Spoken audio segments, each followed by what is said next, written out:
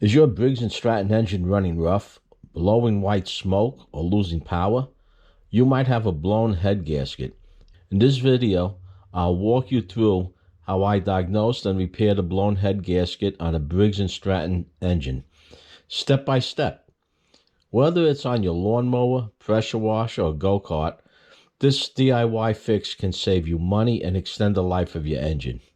This is perfect for anyone that's into small engine repair, lawnmower maintenance, or fixing Briggs & Stratton engines at home. I'll show you the signs of a blown gasket, how to disassemble the engine, replace the gasket, and put it back together the right way. Subscribe for more DIY engine repair, lawn equipment tips, and money-saving how-to videos.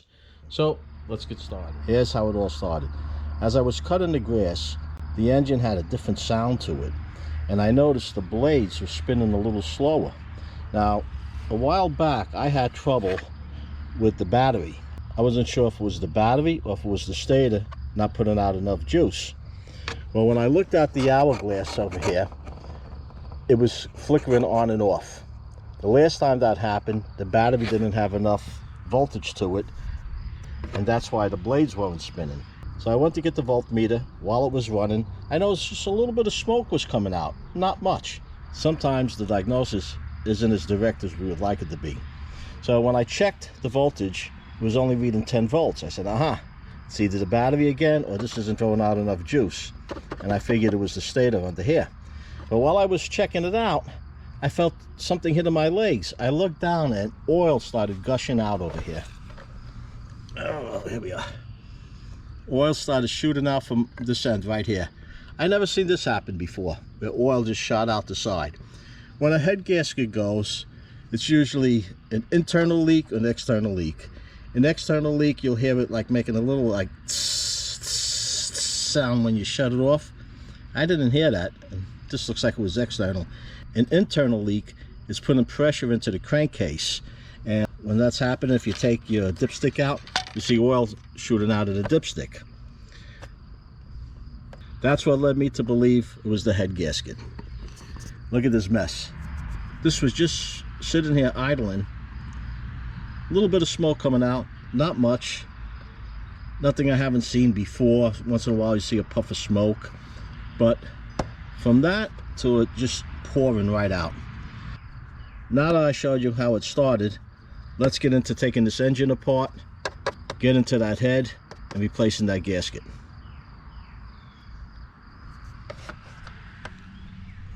Before I start working on any engine, I like to clean it down. It makes it easier to work on, and not only that, if you're opening up an engine or a carburetor, it's keeping that debris from falling in. As I was taking this apart, I realized there might be some of you that for the first time you're cleaning out your air filter or never took a cowling off. For those of you that this applies to, take a look. For those of you who are well past this, just skip ahead.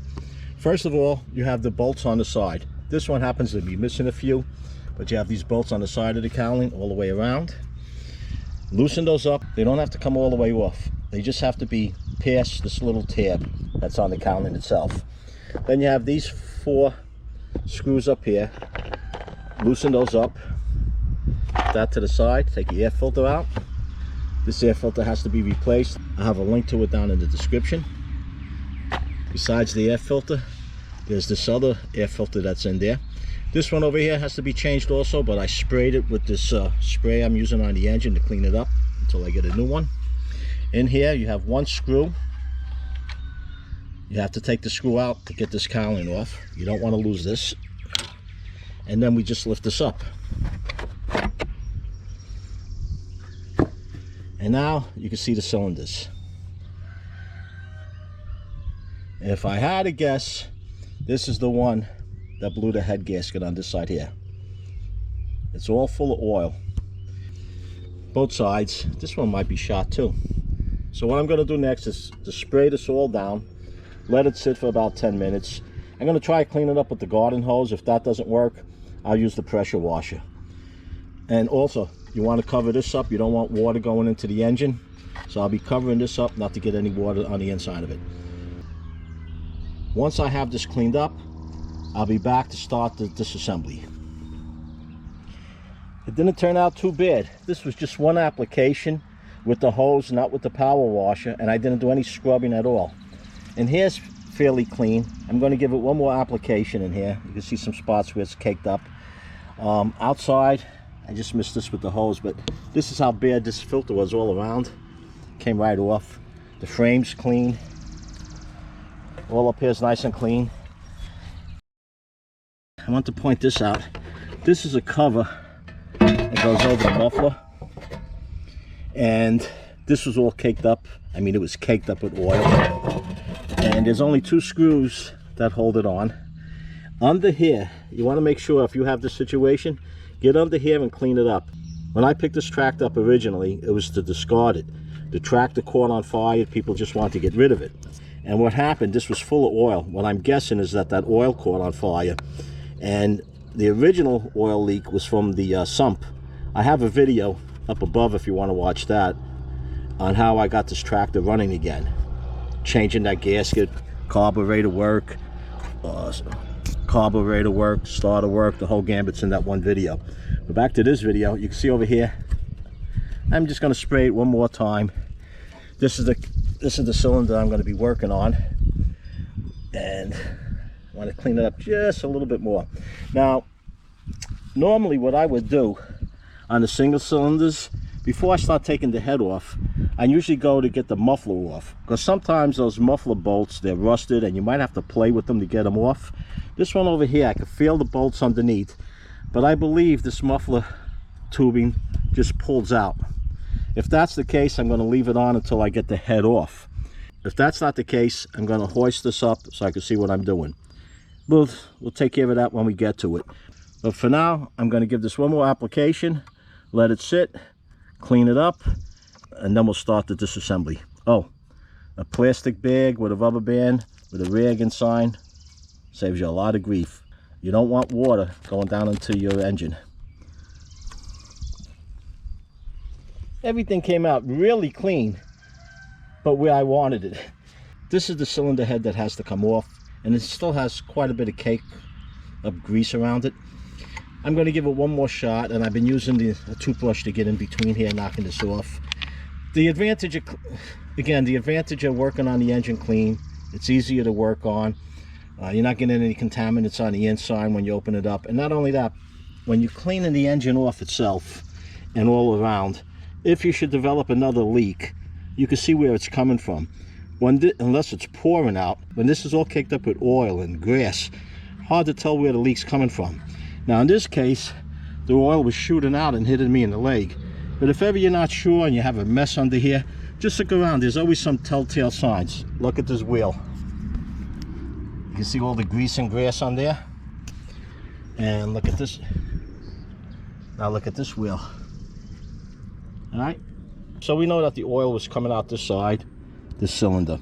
Now, I should change this gasket while I'm at it also. I may or may not. All depends on the time factor. This went down as I was cutting the grass, and I have to get the part installed. I wanted to make sure it was the head gasket before I ordered it, so I'm going to be pulling this out. Now, a few things I want to point out. Because it's on this side, this fuel pump has to be removed. This plate that holds it on, there's 2 bolts under here that hold this fuel pump up. This is the bolt that holds the cowling on. And over here you'll see this tube. When you take this off, check this tube to see if there's any cracks in it. This tube creates the vacuum to have this fuel pump work, to pull the fuel from the tank into the carburetor. So you want to make sure there aren't any cracks on here. While you have it off, it's a good time to check it. I'm going to clean this one more time, and then like I said, I'm going to start taking it apart. I do believe, I mentioned this before, I do believe this slides out, and if it does, we'll keep it on until we get the head off. If not, I'm going to hoist this all the way up to get to the screw underneath. I can't see under there. And as far as the product that I was using to clean this, I don't think I mentioned it before. I've used this for a while. This is just simple green. You can pick it up just about anywhere. Plumbing supply houses have it, Home Depot has it, buy it online. I have a link for it down below. And I just use, this isn't Shout, this is just an empty bottle that I put this in, and the mix is 50-50. So maybe if I had this a little stronger, maybe only 25% water, I might have did a better job on this. Normally it takes it right off. Look at that fuel filter. Looks like I have a new one on there. But the oil that was on that cylinder was baked on, and who knows for how long. Let me clean this up and get to taking this engine apart. Before I get started, I am going to hit this with the pressure washer. There's more oil cake up in here than I saw before. I took this piece off that goes around the head. This piece right here. Let me tell you, if you're tempted to bend it out of the way, that might not be a bad idea. But if you want to do it the right way and take it off, this piece is the piece that goes right up here. The fuel line's in front of it. And there's one screw on the bottom holding it in. You can't see it from the top. If you get a mirror, you'll be able to look underneath. Or if you're as agile as I used to be, you could probably look under there. But this was some pain finding the right socket for it. And if you have this unit and you're going to do this, the socket that you'll need to get that screw out, what is this here? It's a 5/16 socket to get this screw out that holds this panel in. Again, I'm pulling away, getting the pressure washer, giving it a good clean down, and then I'll be back. When I do come back, what I'll be doing, I won't be showing this. I'll be pulling this fuel line off. I'm going to disconnect it from the carburetor. Just this one line. I'll be disconnecting the vacuum line, and I'm just going to push it up on top. Then I'll be removing these bolts here to get to the valves. After that, I'll be disconnecting the carburetor. You have a bolt over here, and on the bottom, I don't know if you could get a ratchet in there, but it does have a torque screw where you could get a screwdriver into it. So when I come back, this will be disconnected, this cover will be off, the fuel pump will be pushed to the side, and we'll take a look at those valves. After removing that cover on the side there, I removed the fuel line. It's very easy to get off once you move the clamps. If you get one of these pliers, I went years without having one of these, but if you get one of these, I have a link for it down below. It makes it easy pulling the hoses off. If not, you just grab it with a pair of pliers, twist if you have to, use a screwdriver and pry it out. That's out of the way. Next, I removed the two screws that mount the carburetor onto the head. There's one up here, let me see if I can get the camera, and one down below. I can't see if the camera's getting that or not, but there's one down in here. These screws, you can either get them out with a torque screwdriver. It's a T30. Where are we going?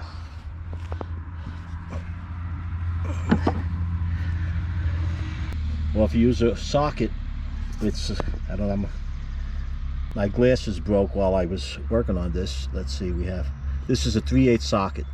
You can get it out with a 3/8 socket. After I removed these two screws, I came over and I removed the valve cover.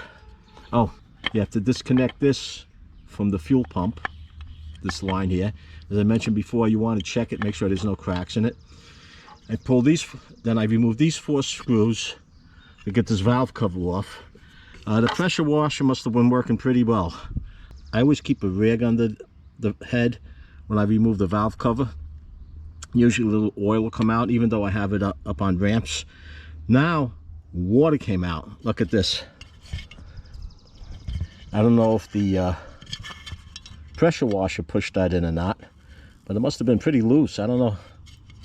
Looks all mangled up over here. So the pressure washer might have did that, because when I opened this up, a lot of water came out. When you go to remove your rocker arms, you have to be careful. In here, there's usually like little caps that go on top of these valves. And when I opened this up, there wasn't any here. Now I pushed this down to see if these were moving okay, and the push rods were disconnected over here. These have to be reset anyway. I'm going to remove the rocker arms, remove the push rods. Now when you take these push rods out, see this is where the carburetor's coming in. This is your intake. These rods are different. The intake is aluminum, and the exhaust, this one out here, is a steel rod. You don't want to mix them up. If you put the steel rod on top, it's not going to hurt anything. But if you put the aluminum rod on the bottom, it's not going to hold up that well. And also, when you take these out, find a flat surface, a piece of glass be good, roll them, make sure they're not bent. If they're bent, don't try straighten them out, just buy some new ones. So now I'm going to remove these head bolts. Here. Oh, there's one on the side over here also. All these bolts require a 3/8 socket, so that makes it convenient. They're all the same on this side. So I'm going to remove this, remove these bolts, pull off the head, and see what we look like underneath. As far as the spark plug, I was expecting to find a lot of oil buildup on here, but it looks pretty clean. It doesn't look bad at all. The one on the other side looks like it was burning a little on the lean side for whatever reason, but I was really expecting to find an oil buildup on this. So I'm just hoping it's the head gasket and not something else. I'm finally going to get to pull this head off. Once I pull it off, we'll be back to see what's underneath. The head was very easy to get off. I'm looking at this gasket right now, and I really don't see anything. I don't see a break in it anywhere. This is the first V22 that I changed the head gasket on. On the single head gaskets, this is the weak spot right here. See this bolt hole? On the single engines, they don't have this. They have a bolt here, and this is open. And generally, the gasket breaks right over here. This is a weak spot. It gives here. But this one has this bolt hole over here. The only thing I could pick out is that down here, it's really black. So it must have been leaking under here. Now, is that from a bad head gasket, or was the bolt loose? I don't know. If you watched my previous video on changing a head gasket, there's various differences between this gasket and the head itself. I want to point them out. Well, I'm going to pull this off, go over to the table, and show you what we have. Oh, I want to point out, I didn't take this exhaust pipe off going to the muffler. I removed the muffler. It was easier. I didn't want to have to fish around to see what size Allen wrench, a star wrench, or whatever was under here. So I just took it off this way. Now, if you want to pull this off, I found an Allen wrench that fits in there. And this doesn't have any markings on it. So I have this Harbor Freight one over here. And this one fits in, and it says 2.5. So 2.5 if you want to take this off rather than removing the muffler. So we got that out of the way. Now, a couple things here. On these rocker arms, this is completely different from the other units. The other units will have a screw that a nut goes on the top that holds the rocker arm. And one of the problems that I had with it one time, it loosened up on the bottom and I didn't realize it. It took me a while to figure out what was wrong. This one here is completely different. It has the bolt going into the head, and then it has this set up over here. It goes down into the rocker arm itself. And as I mentioned before, usually at the end of the spring over here, they'll have like a little cap that goes on it. This doesn't have it. I know it didn't fall off while I was messing around with it. So there's a difference on that. As far as the bolt holes on this over here, you can see there's 1, 2, 3, 4, 5. This is how the unit gets mounted in. You have the one on the top, it's easy to see. One on the side, second one on the bottom, one on the inside, and one on the very bottom, right down here. See that? So I want to point that out if you're taking one off yourself. Now, as far as the inside of this, it looks like it was carboned up a little bit, but this unit's probably 20 years old, so for the age of this unit, this doesn't look bad. And to tell you the truth, this head gasket doesn't look bad. I don't know if I have a head gasket problem or if there's something else. Normally you would see a break. There's a little bit of a break over here. Let's see, that would be this thing. This sets up like this. This sets up like this. And that break is over here. And it looks like it's shooting oil all on this bottom part on the side. But I really don't see anything. If you happen to see something that I don't, as I mentioned before, I broke my glasses when I was out here, and I have a pair on that I really don't see that well with it. If you see something, mention it down in the comment. I appreciate it. See, right over here on those other units, it's always over here that you'll find a break in the head gasket. If it's not broken, it'll be like worn down, where part of it will be off, just enough for the oil to seep through. Kind of like this over here, but a little bigger. Anyway, I have to clean this head up. I'm going to use Scotch. I'm going to use some carburetor cleaner, and I'm going to get a Scotch-Brite, clean this up. I'll check these valves. Should do a valve job while I have it off. But my concern is I might not have a head gasket issue. I'm hoping that's all it was, and once I change this, we're back in action. What I'm going to do now is to go inside, order the gasket kit for this. It'll take a day or two to come in. Once the gasket kit comes in, I'll install it, start it up, and see if that was the solution to my problem.